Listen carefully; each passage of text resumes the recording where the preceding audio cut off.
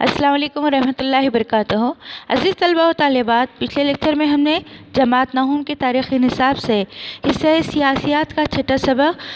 तकरीबन देख चुके थे, जिसमें हमने बहुत सारे नुकात की मदद से सबक को समझने की कोशिश की, जैसे कि इंसानी हुकूक़ क्या हैं, या फिर इंसानी हुकूक़ का तसव्वुर कब अमल में आया या कब जहन में आया था। इसी के साथ साथ हमने देखा था कि इंसानी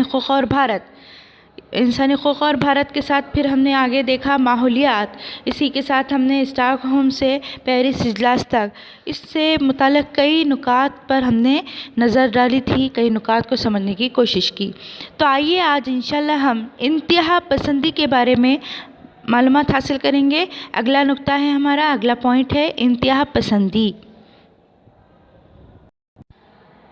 बैनुल अक़वामी मसाइल में हमने आज इंतहा पसंदी के बारे में देखना है। तो हम देखते हैं कि इंतहा पसंदी आज के दौर का एक अहम मसला है, ये हम सभी जानते हैं, क्योंकि दुनिया के कई ममालिक इस मसले को लेकर के परेशान हैं। ऐसा कोई मुल्क नहीं है दुनिया का जो इस मसले में गिरफ़्तार ना हो। और इसके अलावा हम ये भी बात बखूबी जानते हैं कि ये मसला किसी एक मुल्क का नहीं होने की वजह से कोई एक मुल्क इस मसले को हल कर भी नहीं सकता। मतलब अपनी ताकत के बलबूते पर इस मसले को हल नहीं किया जा सकता है। ये मसला आलमी मसला माना जाता है, लिहाजा इस मसले को हल करने के लिए या इस मसले का कोई हल निकालने के लिए तमाम ममालिक को मिलकर के यहाँ सामने आना होगा और सियासी मकासद को हासिल करने के लिए इस मसले को मद्देनज़र रखते हुए हल करना होगा। आए हम यहाँ पर इंतहा पसंदी क्या है इसके मुताल्लिक़ भी समझने की कोशिश करते हैं। होता यह है कि सियासी मकासद हासिल करने के लिए आम और बेगुनाह अवाम के ख़िलाफ़ ताकत और तशद्दुद का इस्तेमाल करना या उन्हें धमकाना और समाज में खौफ और हरस पैदा करना ही इंतहा पसंदी कहलाती है, जिसको हम ऐसे कह सकते हैं कि ज़बरदस्ती करना, यानी कि अपनी बात मनवाने के लिए किसी भी गैर क़ानूनी तरीक़े से हुकूमत करना, जैसे धमकाना, डराना, खौफ और हिरास में डालना। इस तरह के मामला जब सामने आते हैं तो हम उसको शिद्दत पसंदी या इंतहा पसंदी कहते हैं। आप उसको दहशतगर्द भी कह सकते हैं, यानी कि इसमें क्या होता है कि ज़बरदस्ती सामने वाले को डरा धमका कर उसकी कभी जान की, कभी माल की, कभी और किसी कीमती असासे की धमकी देते हुए, उसको नुकसान पहुँचाने की धमकी देते हुए उस पर जबरन जो जुल्म ज़्यादती की जाती है उसे हम इंतहा पसंदी कह सकते हैं। और फिर हम ये भी देखते हैं कि होता यह है कि यहाँ पर अक्सर बैनुल अक़वामी सियासत पर इंतहा पसंदों के दुर्रस असरात मुरतब हुए हैं। इंतहा पसंद मतलब किसी एक मुल्क में अगर इस तरह से कोई मामला पेश आता है तो उस मुल्क से ताल्लुक़ रखने वाले कई और दीगर ममालिक होते हैं, उन पर भी इसका जो है असर नज़र आता है, क्योंकि वो मुल्क भी खौफ हिरास का माहौल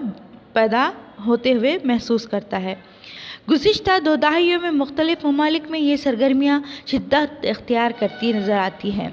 इंतहा पसंदाना कार्रवाई रिवायती जंग मुख्तलिफ़ होती है। रिवायती जंग 2 या 2 से ज़ायद मुक़्तदिर ममालिक के दरमियान होने वाली लड़ाई है। इस किस्म की लड़ाइयों में मुल्कों की जोग्राफियाई सरहदों के तहफ़्फ़ुज़ को ख़ास अहमियत हासिल होती है। देखिए यहाँ पर एक बात बताई गई है, रिवायती जंग यानी कि 2 मुल्क या 2 से ज़्यादा ममालिक आपस में किसी ख़ास मुद्दे के तहत लड़ाई करते हैं, तो हम इसको रिवायती लड़ाई या जंग कह सकते हैं। इस किस्म की लड़ाइयों में मुल्कों की जोग्राफियाई सरहदों को ख़ास अहमियत हासिल होती है, क्योंकि हमने देखा है कि जब भी लड़ाई होती है, लड़ाई यानी कि जंग होती है, तो आप फ़तह या शिकस्त का जो मामला होता है वो किस पर मुनहसिर होता है? आमतौर पर सरहदों से लेकर शुरुआत होती है। तो यहाँ ख़ास तौर पर मुल्क की सरहदों की हिफाजत की अहमियत होती है। लेकिन इंतहा पसंद तंजीमें दुनिया के किसी भी कोने से किसी भी मुल्क में फ़साद और बदअमनी फैलाती है, क्योंकि सरहद ही यहाँ सबसे अहम मकाम होता है जिसके ज़रिए किसी मुल्क में दाखिल हुआ जा सकता है। तो मुल्क की सरहदों पर ये आम तौर पर बदअमनी और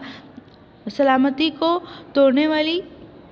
ایسی حرکتیں کر ڈالتے ہیں جس کی وجہ سے ملک کو خطرہ لاحق ہو جاتا ہے، فساد پھیلانے کی یہ کوشش کرتے ہیں۔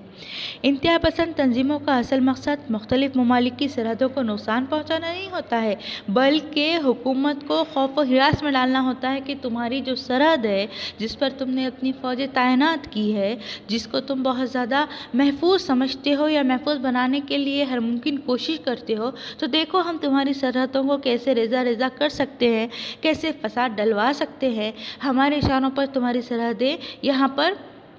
محفوظ نہیں رہ سکتی، یعنی کہ ہم تمہیں بالکل اسی طرح سے برباد کر سکتے ہیں۔ تو یہاں ایک چیلنج ہوتا ہے در حقیقت حکومت کے لیے، اور یہ بھی ظاہر کرنا ہوتا ہے کہ ہم تمہارے وجود کو انکار کرتے ہیں، یعنی حکومت کو نہیں مانتے، تمہاری حکومت ہونے کے باوجود ہم جو چاہے کر سکتے ہیں۔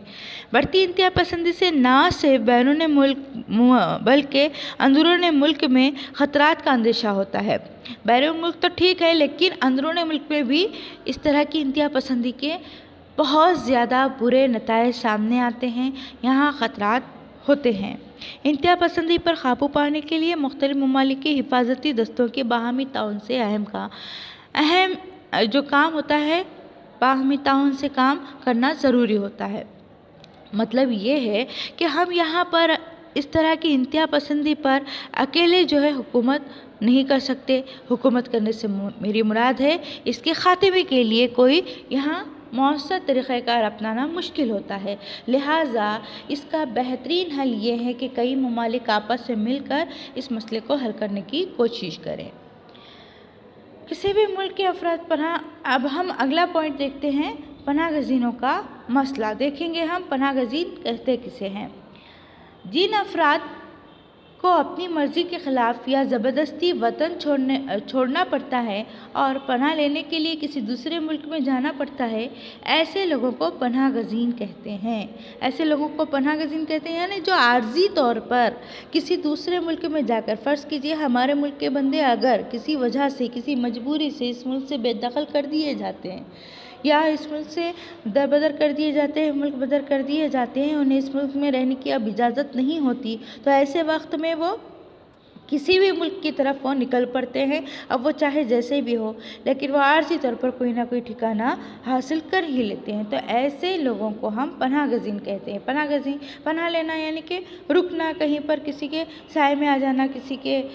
زیر سرپرستی آ جانا، اس طرح سے یہاں پر پناہ گزینوں کا مسئلہ کہلائے گا۔ کسی مخصوص نسل یا مذہب کے حامل افراد کا استحصال یا انہیں جبراً ملک چھوڑنے پر مجبور کرنا، جنگ یا آفات کی وجہ سے اپنا وطن چھوڑ کر دوسری جگہ بس جانا جیسی وجوہات کی بنا پر لوگ دوسرے ممالک میں پناہ حاصل کرتے ہیں۔ دیکھیے یہاں پر بہت سارے ایسے مسائل ہوتے ہیں جس کی وجہ سے لوگ کیا کرتے ہیں، ایک دوسرے کو چھوڑ دیتے ہیں، جیسے مثلاً ملک کو چھوڑ دینا ہے۔ اب ملک کو چھوڑنے کی کئی وجوہات ہو سکتی ہے، مثلاً نسل یا مذہب کے حامل افراد کیا کرتے ہیں، استحصال کرتے ہیں، مذہب پرست جو ہوتے ہیں، نسل پرست جو ہوتے ہیں، تو ایسے وقت میں یہ بھی ایک مسئلہ آ جاتا ہے ملک چھوڑنے کا۔ یا پھر قدرتی آفات اگر آ جاتی ہے یا جنگ کا معاملہ پیش آتا ہے تو جان بچانے کی خاطر لوگ ادھر ادھر ہو جاتے ہیں، تو ایسے کئی مسائل ہوتے ہیں جس کی وجہ سے لوگوں کو اپنا ملک چھوڑ کر کسی اور ملک میں عارضی ٹھکانہ تلاش کرنا پڑتا ہے۔ دوسری جنگ عظیم سے قبل جرمنی میں یہودیوں کا استحصال کیا گیا تھا، ان کی شہریت اور املاک چھین لی گئی، جس کی وجہ سے یہودی بے گھر ہو کر رہ گئے۔ 1971 میں مشرقی پاکستان کے کئی لوگ سیاسی و مذہبی پریشانیوں کی وجہ سے بے گھر ہو گئے اور بھارت میں پناہ لینے کے لیے آئے۔ گزشتہ کئی برسوں سے عراق اور سیریا میں جنگ کے حالات پیدا ہو گئے ہیں،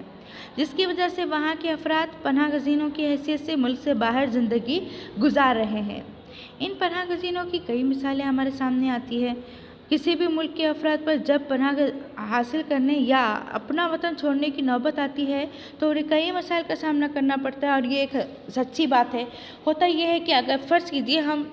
بہت دور نہیں جائیں گے، ایک چھوٹی سی مثال لیتے ہیں، فرض کیجیے آپ کسی وجہ سے اپنے گھر سے دور چلے گئے،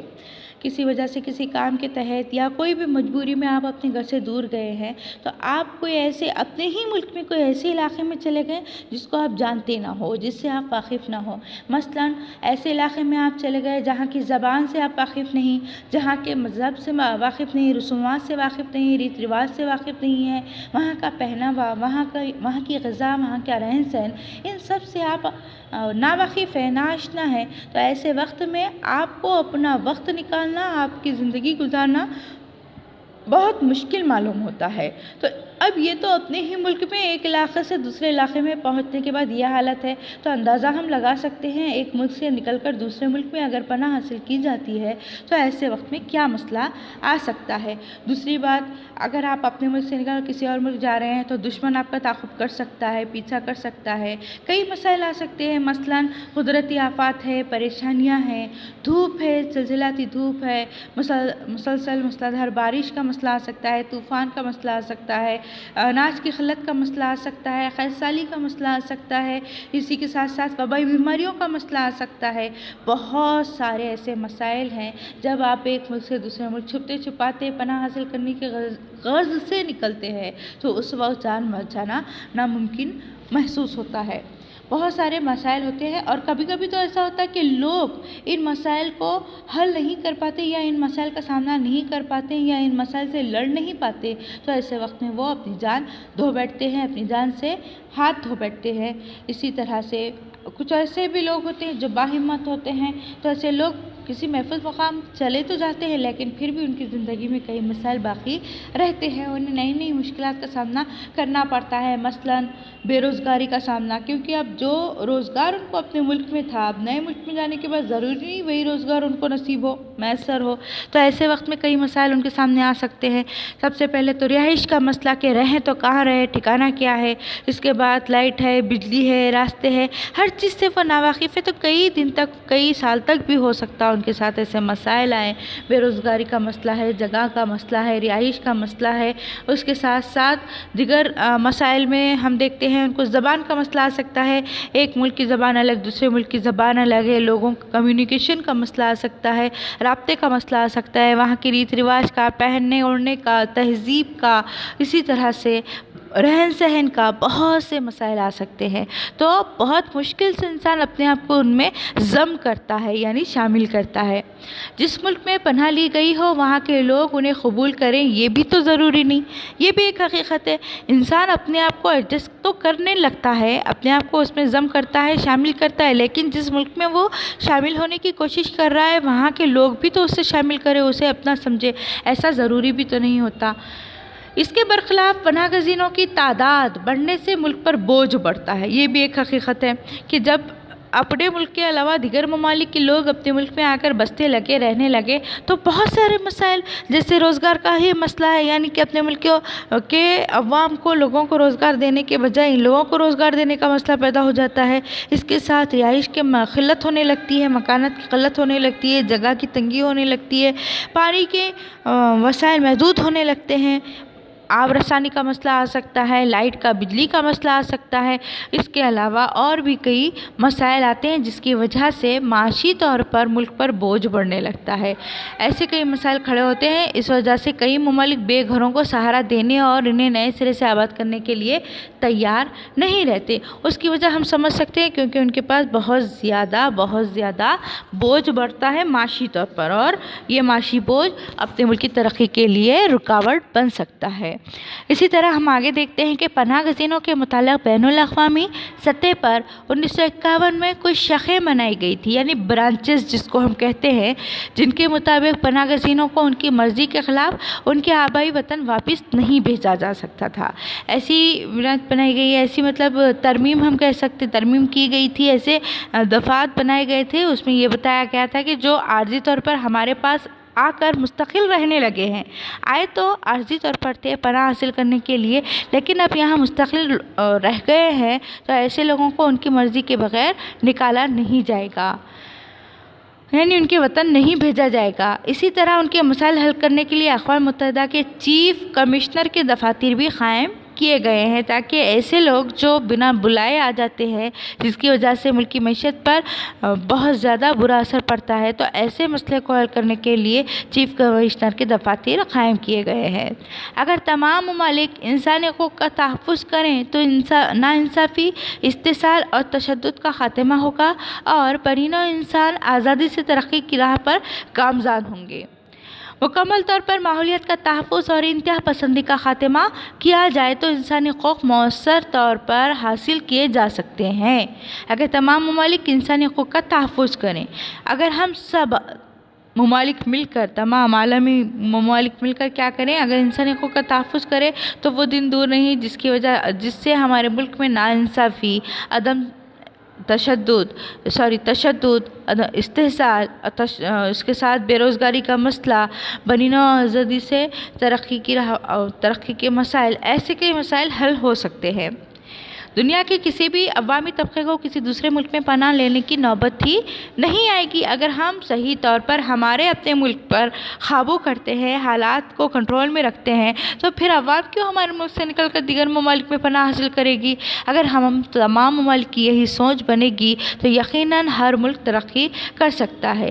اور اس طرح سے کئی غیر محفوظ جو انسانی بستیاں ہیں وہ بھی محفوظ ہو سکتی ہے، آباد ہو سکتی ہے۔ اس مقصد کے لیے لیکن ایک ہی شرط ہے کہ تمام ممالک کو یکجا ہونا ہوگا، ایک طرف آنا ہوگا اور آپس میں ایک دوسرے کی معاونت کرنی ہوگی، یعنی مدد کرنی ہوگی، اور ٹھوس اقدامات کرتے ہوئے عملی تبدیلی لانے کی بھی پوری کوشش کرنی پڑے گی۔ تبھی کہیں جا کر یہ مسئلہ آسانی سے حل ہو سکتا ہے اور کوئی بھی ملک ترقی کی راہ پر گامزن ہو سکتا ہے۔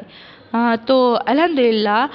سیاست کا یہ چھٹا اور آخری سبق مکمل ہوا ہے۔ امید کرتی ہوں آپ سمجھ ہی گئے ہوں گے، اور ساتھ ساتھ یہ بھی آپ سے کہنا چاہوں گی کہ اس سبق کو ایک مرتبہ پہلے حصے سے لے کر کے ابھی آخری حصے تک پڑھیے گا۔ کچھ سمجھ نہ آئے تو آپ مجھ سے پوچھ سکتے ہو۔ چلیے پھر حاضر ہوتے ہیں اگلے لیکچر میں کچھ اگلی سرگرمی کے ساتھ، تب تک کے لیے اللہ حافظ۔